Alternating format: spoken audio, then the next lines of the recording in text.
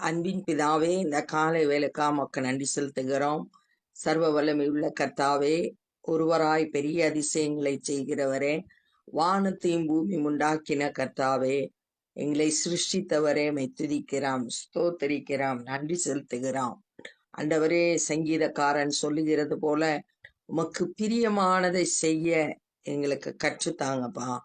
ஆண்டவரே ஸ்தோத்திரம், ஆண்டவரே ஸ்தோத்திரம். இந்த நாள் முழுவதும் நீர் எங்களோடு கூட இருந்து எங்களை கரம் பிடித்து நடத்துங்க.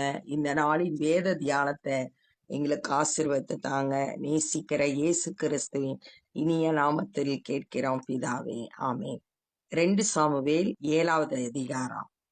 கர்த்தர் ராஜாவை சுற்றிலும் இருந்த அவனுடைய எல்லா சத்துருக்களுக்கும் அவனை நீங்களாக்கி இளைப்பாற பண்ணின போது அவன் தன் வீட்டிலே வாசமாய் இருக்கையில்.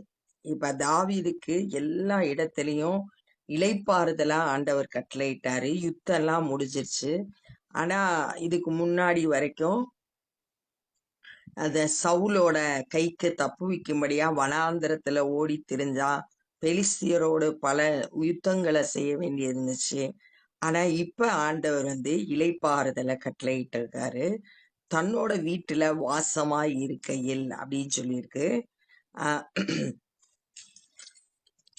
5வது அதிகாரம் 11வது வசனத்துல தீரு ராஜாவாகிய ஈராம் கேதுரு மரங்கள், கல் தச்சர், தச்சர் இவங்களெல்லாம் அனுப்பி தாவீதுக்கு ஒரு வீடு கட்டினாங்க அப்படின்னு சொல்லிட்டு நம்ம வாசிக்கிறோம். அந்த வீட்டுல அவன் வாசமாய் இருக்கிற போது ராஜா தீர்க்கதரிசியான நாத்தானை நோக்கி, ராஜா தாவீதோட நாட்கள்ல அவனுக்கு கர்த்தருடைய வார்த்தையை சொல்றதுக்கு ஒரு தீர்க்கதரிசி இருந்தான். அவன் தான் நாத்தான். அந்த நாத்தானை கூப்பிட்டு, பாரும் கேதுரு மரங்களால் செய்யப்பட்ட வீட்டிலே நான் வாசம் பண்ணும்போது தேவனுடைய பெட்டி திரைகளின் நடுவே வாசமாயிருக்கிறதே என்றான். நான் கேதுரு மரம் செய்யப்பட்ட வீட்டுல இருக்கேன். ஆனா உடன்படிக்கை பெட்டியில தான் தேவ பிரசன்னத்தை காண முடியும். அதனால அந்த பெட்டி திரைகளுக்குள்ள வாசமாய் இருக்கே அப்படின்னு. ஏன்னா முந்தின அதிகாரத்துல நம்ம பார்த்தோம், தாவீது உடன்படிக்கை பெட்டிய ஓபேத் ஏதோம் வீட்டுல இருந்து தூக்கிட்டு எருசலேம்ல ஒரு போடப்பட்ட கூடாரத்துல வைத்தான் அப்படின்னு சொல்லிட்டு 6வது அதிகாரம் 17வது வசனத்துல நம்ம வாசித்தோம். அந்த திரைகளுக்குள்ள வாசமாயிருக்கே அப்படின்னு சொல்லிட்டு கூடாரத்துல உடன்படிக்கை பெட்டி இருக்கே அப்படின்னு சொல்லிட்டு தாவீதுக்கு ஒரு மன வருத்தமா இருந்தது. அதை இவர் சொல்றார், நாத்தான்கிட்ட சொல்லி, நான் நல்ல வீட்டுல இருக்கேன், ஆனா உடன்படிக்கை பெட்டி கூடாரத்துல இருக்கே அப்படின்னு சொல்லிட்டு சொல்றார். அப்பொழுது நாத்தான் ராஜாவை நோக்கி, நீர் போய் உம்முடைய இருதயத்தில் உள்ளபடி எல்லாம் செய்யும், கர்த்தர் உம்மோடு இருக்கிறாரே. கர்த்தர் தாவீதோடு கூட இருந்தார். அவன் செய்யற எல்லா காரியத்திலையும் ஆண்டவர் வேண்டிய ஆலோசனை தந்து வழி நடத்தினாரு. அதனால நாத்தான் தீர்க்கதரிசி சொல்றாரு, உன் உள்ளத்துல என்ன இருக்கோ அதன்படி செய் அப்படின்னு சொல்லிட்டாரு. சொல்லிட்டு அன்று ராத்திரியிலே கர்த்தருடைய வார்த்தை நாத்தானுக்கு உண்டாகி, ஆனா அவர் சொல்லிட்டு வந்துட்டாரு நாத்தான். ஆனா அன்னைக்கு ராத்திரியில ஆண்டவர் நாத்தான் தீர்க்கதரிசிட்ட பேசுறார். அவர், நீ போய் என் தாசனாகிய தாவீதை நோக்கி, கர்த்தர் சொல்லுகிறது என்னவென்றால், நான் வாசமாய் இருக்கத்தக்க ஆலயத்தை நீ எனக்கு கட்டுவாயோ. தாவீது ஏன் தீர்க்கதரிசிட்ட போய் கேட்டார்னா, கர்த்தருடைய வார்த்தையை பெற்றுக்கொள்ளும்படியாதான் தீர்க்கதரிசியை கூப்பிட்டு பேசினாரு. இப்ப அவர் எதிர்பார்த்தபடியே கர்த்தர் தம்முடைய வார்த்தையின் மூலம் தீர்க்கதரிசி மூலம் பேசுறாரு. என் தாசனாகிய தாவீதை நோக்கி கர்த்தர் சொல்லுகிறது என்னவென்றால், நான் வாசம் பண்ணத்தக்க ஆலயத்தை நீ எனக்கு கட்டுவாயோ, நான் தங்கி இருக்கிறதுக்கு நீ ஆலயத்தை கட்டுவாயோ அப்படின்னு ஒரு கேள்வி கேட்கிறாரு. நான் இஸ்ரவேல் புத்திரரை எகிப்திலிருந்து புறப்பட பண்ணின நாள் முதற்கொண்டு இந்நாள் வரைக்கும் நான் ஒரு ஆலயத்திலே வாசம் பண்ணாமல் கூடாரத்திலும் வாசஸ்தலத்திலும் உலாவினேன். எகிப்திலிருந்து இதுவரைக்கும் தாவீது நாட்கள் வரைக்கும் இத்தனை வருஷ காலமா நான் ஆலயத்திலேயா வாசம் பண்ணினேன், கூடாரத்திலையும் வாசஸ்தலத்துல மட்டும்தான் உலாவி வந்தேன். மோசேக்கு நாட்கள்ல ஆண்டவர் ஆசரிப்பு கூடாரத்தை கட்ட சொல்லி அதுல உடன்படிக்கை பெட்டிய வைக்க சொன்னாங்க. அதைத்தான் இங்க சொல்றேன். நான் அதுலதான் வாசம் பண்ணினேன். நான் இஸ்ரவேலாகிய என் ஜனத்தை மேய்க்கும்படி கட்டளையிட்ட இஸ்ரவேல் கோத்திரங்களில் ஒரு கோத்திரத்தையாவது நோக்கி, நான் 12 கோத்திரத்துல ஒரு கோத்திரத்தை நோக்கி, நீங்கள் எனக்கு கேதுரு மரத்தால் செய்யப்பட்ட ஆலயத்தை கட்டாதிருக்கிறது என்ன என்று நான் இஸ்ரவேல் புத்திரருக்குள் உலாவி வந்த எவ்விடத்திலாவது யாதொரு வார்த்தையாவது சொன்னது உண்டோ? நான் யார்கிட்டயாச்சும் சொன்னேனா இஸ்ரவேல் கோத்திரத்துல நீங்க எனக்கு கேதுரு மரத்தால ஆலயம் கட்டாம இருக்கிறது என்னன்னு கேட்டனா? நான் எனக்கு ஆலயம் கட்ட சொல்லி கேட்டனா அப்படின்னு சொல்லிட்டு கேள்வி கேட்கிறார். இப்பொழுதும் நீ என் தாசன் ஆகிய தாவீதை நோக்கி, சேனைகளின் கர்த்தர் சொல்லுகிறது என்னவென்றால், நீ இஸ்ரவேல் என்கிற என் ஜனங்களுக்கு அதிபதியாய் இருக்கும்படி ஆடுகளின் பின்னே நடந்த உன்னை நான் ஆட்டு மந்தையை விட்டு எடுத்து, தாவீதோட ஆரம்ப காலம் ஆடு மேய்க்கிறவனாய் இருந்தான். அந்த இத சொல்லி, நீ ஆடுகளுக்கு பின்னாக ஆடு மேய்ச்சிக்கிட்டு இருக்க இந்த உன்னைய நான் எடுத்து, நீ போன எவ்விடத்திலும் உன்னோடு இருந்து. நம்ம அநேக இடத்துல வாசிக்கலாம், கர்த்தர் தாவீதோடு கூட இருந்தார், அவன் காரியம் எல்லாம் ஜெயமா இருந்ததை நம்ம பார்த்தோம். அப்படி கர்த்தர் அவனோடு போகிற இடமெல்லாம் தாவீதோடு கர்த்தர் இருந்தாரு. என் சத்துருக்களை எல்லாம் முன் சத்துருக்களை எல்லாம் உனக்கு முன்பாக நிர்மூலமாக்கி, பூமியில் இருக்கிற பெரியோர்களின் நாமத்துக்கு ஒத்த பெரிய நாமத்தை உனக்கு உண்டாக்கினேன். சத்துருக்களை எல்லாம் ஜெயித்து தாவீதுக்கு ஒரு பெரிய பேரை ஆண்டவர் உண்டாக்கி வச்சாரு. நான் என் ஜனமாகி இஸ்ரவேலுக்கு ஒரு இடத்தை ஏற்படுத்தி அதை அவர்கள் தங்கள் ஸ்தானத்திலே குடியிருக்கவும், இனி அவர்கள் அலையாமலும் முன் போலவும் நான் என் ஜனமாகிய இஸ்ரவேலின் மேல் நியாயாதிபதிகளை கட்டளையிட்ட நாள் வரையில் நடந்தது போலவும், நியாயக்கேட்டின் மக்களால் இனி சிறுமைப்படாமலும் இருக்கும்படி அவர்களை நாட்டினேன். இஸ்ரவேல் ஜனங்களுக்கு ஒரு இடத்தை ஏற்படுத்தி அந்த இடத்துல அவங்க குடியிருக்க செய்து, இனி அலையாமல், வனாந்திரத்துல அலைஞ்சி திரிஞ்சி வந்தாங்க, இனி அலையக்கூடாது. நியாயாதிபதிகள் நாட்கள் வரைக்கும், கட்டளையிட்ட நாள் வரைக்கும் நடந்தது போல நியாயக்கேட்டின் மக்கள், நியாயாதிபதி நாட்கள்ல நிறைய அடிமைத்தனத்தை இஸ்ரவேல் மக்கள் பல இடங்கள்ல அடிமைப்பட்டு, அமலேக்கியர், பெலிஸ்தியர், இப்படி மோவாபியர் இவங்களோட யுத்தம் செய்ய வேண்டியது இருந்துச்சு. அந்த நியாயக்கேட்டின் மக்கள்லாம் இனிமே சிலுவைப்படுத்தாதபடிக்கு அவர்களை நாட்டினேன். அவர்களுக்கு ஒரு இடத்தை ஏற்படுத்தி இஸ்ரவேல் மக்கள் குடியிருக்கிறதுக்கு ஒரு தேசத்தை ஆயத்தம் பண்ணி அதுல அவங்கள தங்க வச்சேன் அப்படின்னு சொல்ற. உன்னுடைய எல்லா சத்துருக்களுக்கும் உன்னை நீங்களாக்கி இளைப்பாறவும் பண்ணினேன்.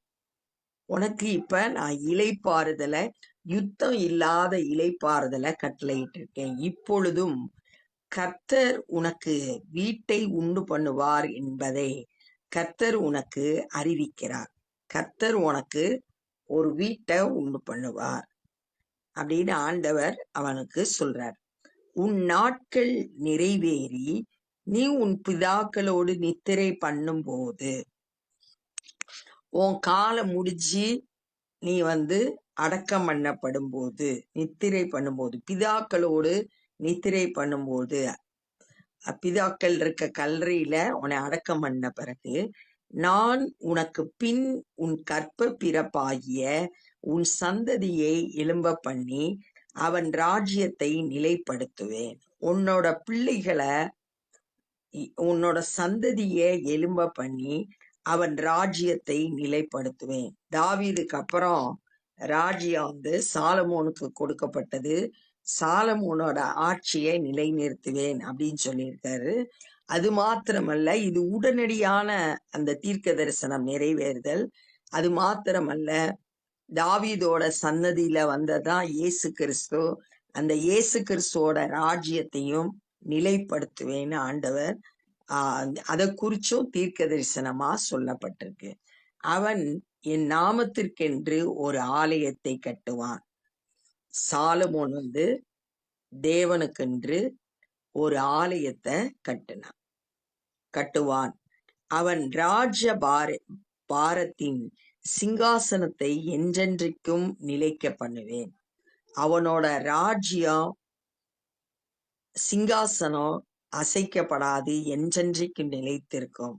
சாலமோனும் குறித்தும் சொல்லப்பட்டிருக்கு, இயேசு கிறிஸ்துவனுடைய ராஜ்யம் என்றென்றைக்கும் நிலை நிற்கும். தாவீதின் குமாரனாகிய இயேசுவின் ராஜ்யம் என்றென்றைக்கும் நிலை பெற்றிருக்கும்.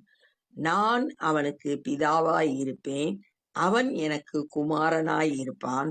அவன் அக்கிரமம் செய்தால் நான் அவனை மனுஷருடைய மிலாற்றினாலும் மனுபுத்திரரின் அடிகளினாலும் தண்டிப்பேன்.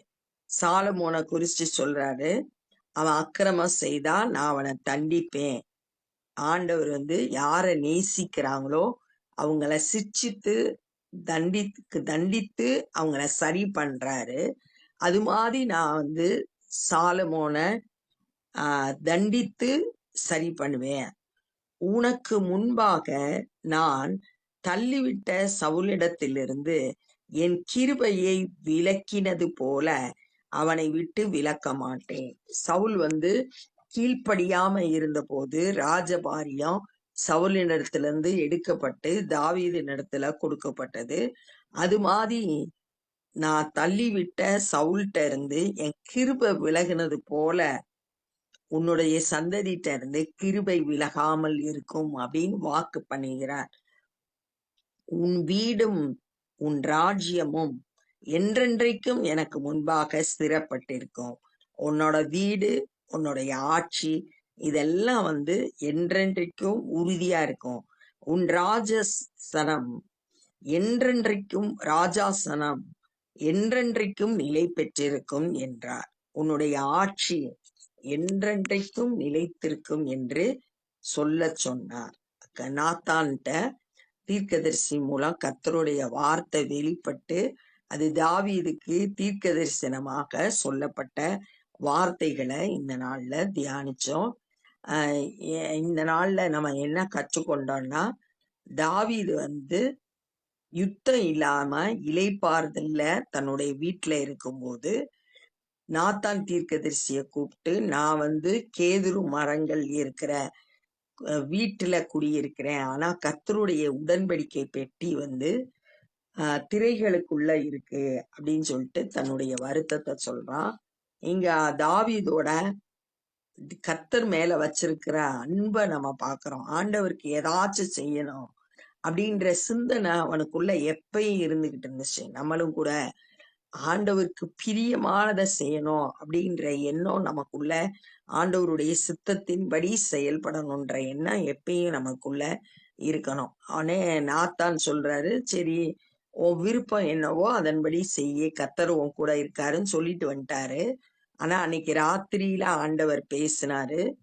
நான் இது வரைக்கும் யார்கிட்டயாச்சும் எனக்கு ஆலயம் கட்டுங்கன்னு கேட்டேன்னா, நான் நீ கட்டுற ஆலயத்துல வாசமா இருக்க முடியுமா அப்படிலாம் கேட்டுட்டு, எந்த இஸ்ரவேல் கோத்திரத்திலையும் கேதுரு மரத்துல எனக்கு ஆலயம் கட்டுன்னு நான் கேட்டேனா அப்படின்னு சொல்லிட்டு தாவீதுட்ட பேசுறாரு. நீ ஆடு மேய்த்திட்டு இருந்த உன்ன ஆட்டு மந்தையில இருந்து விலக்கி ஜனங்களுக்கு ராஜா வாக்குனேன். நீ போற இடத்துல எல்லாம் நான் உன் கூட இருந்து சத்துருக்களை எல்லாம் நிர்மூலமாக்கி உனக்கு பெரிய நாமத்தை ஏற்படுத்தினேன். இஸ்ரவேல் ஜனங்களுக்கு ஒரு இடத்தை ஆயத்தம் பண்ணி அலைந்து திரியாம, சத்துருக்களால சிறுமைப்படுத்தப்படாம ஒரு இடத்துல அவங்கள நாட்டினேன். உன்னுடைய சத்துருக்களெல்லாம் நீங்களாக்கி உனக்கு இளைப்பாறுதல கட்டளையிட்டேன். நீ மரித்த பிறகு உன்னோட சந்ததிய என்றென்றைக்கும் நிலைத்திருக்கும்படியான நிலைப்படுத்துவேன். உன்னுடைய குமாரனான சாலமோன் எனக்கு ஒரு ஆலயத்தை கட்டுவான் அப்படின்னு சொல்லிட்டு சொன்னாரு. ஏன் தாவீதால ஆலயம் கட்டக்கூடாது அப்படின்னு சொல்லிட்டு 1 நாளாகமம் 22வது அதிகாரம் 8-10 வரைக்கும் உள்ள வசனத்துல தாவீது நிறைய யுத்தம் பண்ணதுனால ரத்தம் சிந்தப்பட்டிருக்கு. ரத்தம் சிந்தின அவனால ஆலயம் கட்டப்படக்கூடாது. ஆனா சாலமோனுக்கு ஆண்டவர் நல்ல இளைப்பாறுகிற காலத்தை கொடுத்திருந்தாங்க. அதனால சாலமோன் மூலம் ஆலயம் கட்டப்பட வேண்டும் அப்படின்னு ஆண்டவர் தெளிவா ஆண்டவர் பேசினாரு. உன்னுடைய சந்ததி என்றென்றைக்கும் நிலைத்திருக்கும். சவுல நான் தள்ளிவிட்ட மாதிரி தள்ளிவிட மாட்டேன். அவர் உன்னுடைய பிள்ளைகள் தவறு செய்தா அவங்கள தண்டிப்பேன், அவங்கள கரெக்ட் பண்ணுவேன் அப்படின்னு சொல்லிட்டு ஆண்டவர் பேசினாரு. உன்னுடைய வீடும் உன்னுடைய ராஜ்யமும் உன்னுடைய ஆட்சியும் என்றென்றைக்கும் நிலை பெற்றிருக்கும் அப்படின்னு சொல்லிட்டு ஆண்டவர் தீர்க்க தரிசனமா சொல்லப்பட்ட வார்த்தைகளை தியானிச்சோம். அது உடனடியான நினைவேறுதல் சாலமோன் மூலமும், பின் நாட்கள்ல தாவீதின் சன்னதியில வந்த இயேசு கிறிஸ்துவின் மூலமாகவும் இந்த தீர்க்க தரிசனம் நிறைவேறிற்று அப்படின்றத இந்த நாள்ல தியானிச்சோம். இப்ப நம்ம ஜெபம் பண்ண போறோம். அன்பின் பிதாவே, இந்த நாள்ல கூட நாங்க கற்றுக்கொண்ட அந்த வேத பகுதிக்காய் நன்றி செலுத்துகிறோம். தாவீதை போல உமக்காக ஏதாவது செய்யணும்ன்ற ஆண்டவரே விருப்பத்தை எங்களுக்குள்ளாய் ஏற்படுத்தி தாங்க. ஆண்டவரே ஸ்தோத்திரம். ஆண்டவரே உம்முடைய சத்தத்தை கேட்டு ஆண்டவரே செயல்படுகிறவர்களாய் நாங்கள் காணப்பட கிருபை செய்யுங்க. ஆண்டவரே மை துதிக்கிறோம், ஸ்தோத்தரிக்கிறோம், ஸ்தோத்தரிக்கிறோம். தாவீதுக்கு வாக்கு பண்ணினபடி ஆண்டவரே இயேசு கிறிஸ்துவை தாவீதின் சன்னதியில எங்களுக்கு ஆசீர்வதித்தீர். அதற்காக மை துதிக்கிறோம், மை ஸ்தோத்தரிக்கிறோம். இந்த தீர்க்க தரிசனம் எல்லாம் நிறைவேறினதுக்காக மை துதிக்கிறோம், ஸ்தோத்தரிக்கிறோம். உம்முடைய வார்த்தைகள் வல்லமை உள்ளது. உம்முடைய வார்த்தைகள் சொன்னபடி செய்கிற தேவன். அதற்காக துதிக்கிறோம், ஸ்தோத்தரிக்கிறோம். இந்த நாள்ல சுவிசேஷ பணி செய்கிறவங்களை வல்லமையினால் நிரப்பி பயன்படுத்துங்க. அநேகர் சத்தியத்தை அறிந்து கொள்ள கிருபை செய்யுங்க. நாங்களும் எங்களால் இயன்ற ஊழியங்களை செய்ய ஒப்பு கொடுக்கிறோம். நேசிக்கிற இயேசு கிறிஸ்துவின் இனிய நாமத்தில் கேட்கிறோம் பிதாவே, ஆமென். என் ஆத்துமாவே கர்த்தரை ஸ்தோத்திரி, என் முழு உள்ளமே பரிசுத்த நாமத்தை ஸ்தோத்திரி.